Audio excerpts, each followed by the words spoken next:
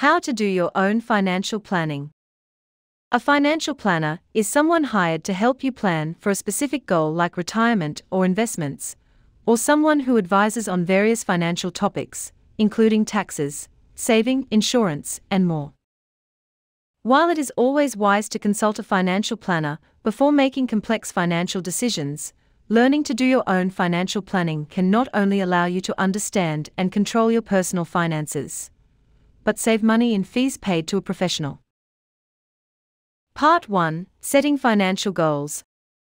1. Determine what your key personal and financial goals are. Before you can create a solid financial plan, you need to be clear about your goals. Common financial goals include planning for retirement, paying for education, purchasing a home, creating an inheritance for beneficiaries, or developing a financial safety net to guard against unexpected expenses, disasters, or life changes. You can find templates for worksheets to help define your financial goals by searching online. 2. Be accurate in your goals you want to accomplish.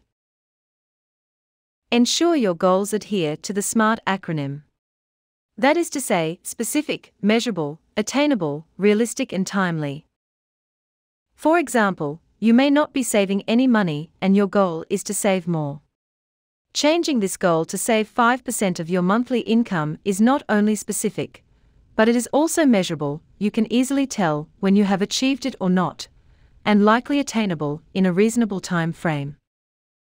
Write your goals down. This not only ensures you will remember them, but it keeps you accountable. A good system is to write short, medium, and long-term goals. 3. Determine how much you will need to achieve your main goals. For a financial plan to be successful, it is essential to quantify your goals. That is to say, take a specific goal and translate it into a dollar figure. For example, a common financial goal is retire by 60 or 65. Although it is often stated that 70 to 80% of current income is a reasonable goal for retirement income, others have suggested 50 to 60% of income for couples, and 60 to 70% for singles is more reasonable. If you are currently making $80,000 per year and are single, your retirement income should be around $40,000 per year using the 50% figure above.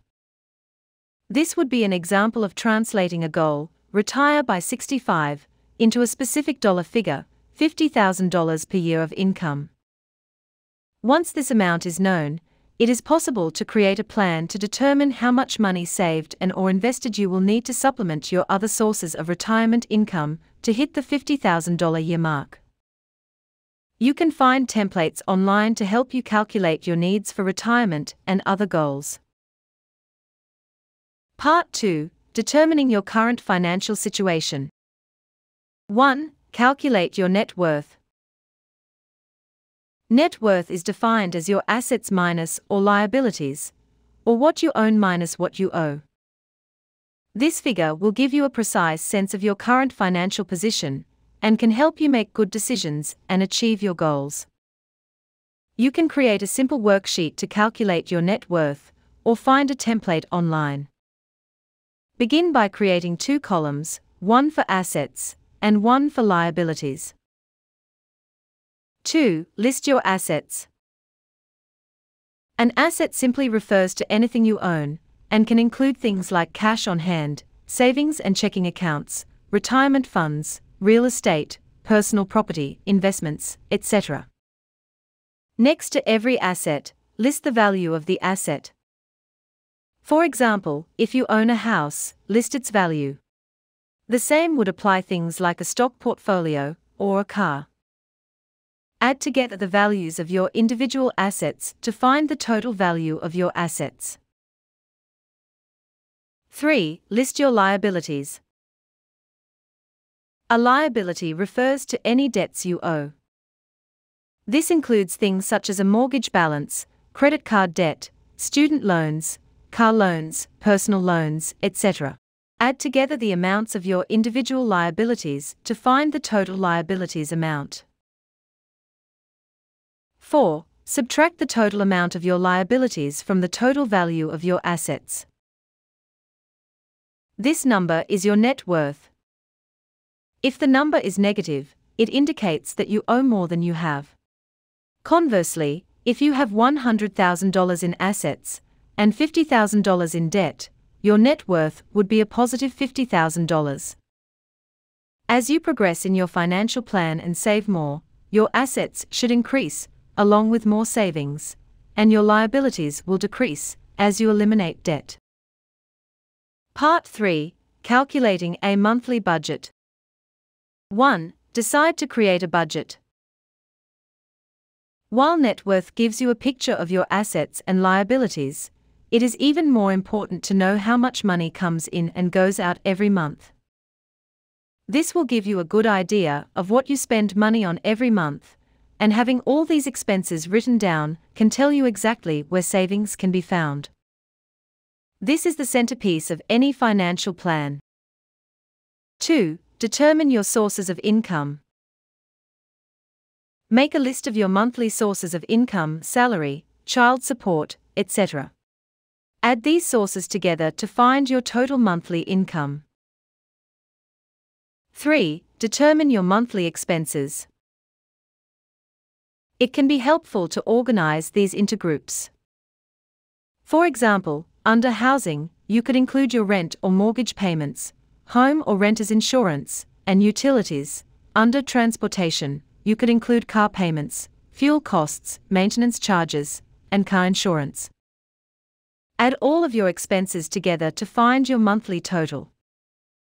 Make sure to include expenses like entertainment, food, clothing, credit card payments, taxes, and other incidental costs. 4. Account for regular and variable expenses. Remember that some expenses are fixed the same or nearly the same each month, while others are variable, change frequently, or are irregular. When making a budget, try to account for variable expenses, including those that don't occur monthly.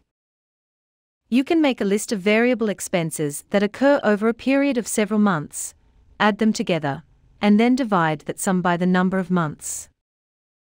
This will leave you with an average variable expense number that you can factor into your monthly budget. 5. Subtract your total expenses from your total income. If your income is more than your expenses, you will have a remainder that you can save, invest, or spend according to your financial goals. If your expenses are more than your income, then review your budget for expenses that you can reduce or cut. If you don't yet know the exact amount of your income and/or expenses, keep track of them for a few months to get an idea. Review and update your budget frequently. Make sure to add any new expenses and remove any that you no longer have. Part 4. Saving your money. 1. Find savings. Regardless of your financial goal, saving will be a central component. Whether your objective is to purchase a house, retire early, or pay for a child's education, saving will be the key means by which you accomplish the goal. Refer to your budget for this. Look at your monthly expenses and find areas of non-essential spending that can be cut. For example, if you eat out 3 times a month, or buy lunch at work every day, focus on eating out once a month, or bringing a lunch to work. Look at your budget and decide what is a want and what is a need. Look to the wants area for savings. Similarly, look at what you consider needs and ask yourself if they are truly needs. For example, your cell phone may be a need, but you may not need a 3 GB data plan, and instead can get by on 1 GB. 2. Learn to make saving a habit. Begin by opening an insured account at a reputable bank. Experts recommend the method of paying yourself first, which means that each pay period, you commit to setting a certain amount aside for savings as part of your budget. You can make an arrangement with many banks to automatically withdraw a set amount of money from your paycheck for this purpose. Save an amount that you are comfortable with, given your needs and expenses. The amount you save can increase or decrease as time goes on. The important thing is to save something, even if it is just a small amount. Saving 10% of your income is a good place to begin, but saving anything is better than nothing. Saving even a small amount in an interest-earning account, checking, savings, CD, etc., will be beneficial because of the power of compounding. This means that the interest your money, principal, earns becomes added to the principal in time, which then earns more interest, and so on, causing the overall value of the account to grow. Practice makes perfect. By saving a set amount each month, or paying yourself first, it will become automatic, and you will learn to live without the saved money, as if it wasn't there to begin with. View the saved money as an essential expense, just like rent or mortgage payments. 3. Build an emergency fund. Experts recommend setting aside enough money to cover your needs for at least 3 months, as an emergency fund in case of job loss, major illness, etc. Keep these funds in an insured bank account so they will be both protected and easily available when you need them. You can also protect yourself against financial problems by being properly insured. If you have questions about homeowners or renters, health, life, unemployment, disability, or car insurance, talk to your relevant agent. 4. Take advantage of any special savings benefits. If there are government or employer-based savings incentives available, such as for education or retirement, consider taking advantage of them. If your government or employer is able to contribute to these savings plans or offer other kinds of benefits, such as tax relief, it may help you get closer to your financial goals. In the United States, for example, you may have access to a 401k retirement account through your employer, who may also match a certain amount of your contributions and increase the value of the account.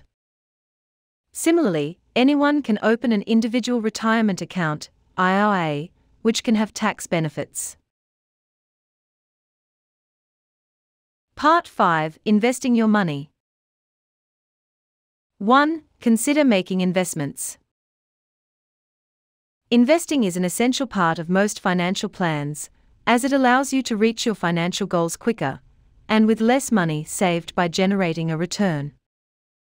It is important to note though that all investments do carry a degree of risk, and it is possible to lose money. Common areas of investments include stocks, mutual funds, bonds, real estate, and commodities. Each type of investment has a different earning potential, costs, and risks. You can purchase many types of investments, such bonds, stocks, and mutual funds, through banks, brokerages, and sometimes directly from companies, governments, or municipalities. Much investing can now be completed entirely online, but there are many investment brokers you can consult in person. Fees for face-to-face consultation, however, will likely be higher than transactions you complete on your own online. 2. Understand the different types of investments. Although there are too many to list in one location, 3 important types of investments are stocks, bonds, mutual funds. A stock refers to ownership in a company. By purchasing a stock, you are effectively buying a piece of a business, and the value of that piece will move up or down depending on how many people want to buy or sell it. For this reason, stocks can be incredibly volatile, and although they generally do better than any other type of investment, returning an average of 8% annually since 1929, they can also lose a tremendous amount in 1 year. For example, in 2008, U.S. stocks fell 50%. Stocks are a good choice for individuals holding for a long term, such as those planning for retirement. Bonds refer to a debt investment. When you loan money to a government or company, you are purchasing a bond. In return for loaning the money, you will receive interest from the entity you loan to, usually paid out annually or semi-annually. Bonds offer less risk than stocks traditionally. A mutual fund refers to a collection of investments, usually stocks, managed by a professional investor. When you purchase a fund, you are buying ownership in the basket of stocks, and you make or lose money depending on how the underlying basket does. Mutual funds are a great choice for hands-off investors, as you benefit from plenty of diversification and a professional manager who will buy, sell, and manage the portfolio depending on market conditions and their strategy. There are, however, fees associated. 3. Determine how much risk you can take. Every type of investment carries a different level of risk, and before investing it is important to know the degree of risk you are willing to expose your hard-earned money to. Refer to your goals to determine your risk. For example, if you are saving for a vacation in 6 months, investing in stocks may be a poor decision, because stocks carry higher risk and can be very volatile over time. This means that while there is a chance you could reach your savings goal very quickly with less money saved, there is also a chance that you will need to postpone your vacation due to your investments dropping far below what you put in.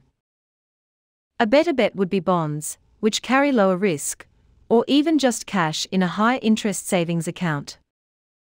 A general rule of thumb is that the higher the potential return, the greater the risk, which also means that the lower the risk, the lower the potential return.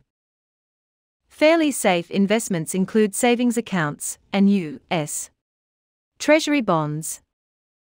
Stocks have the potential for greater returns, but also higher risks.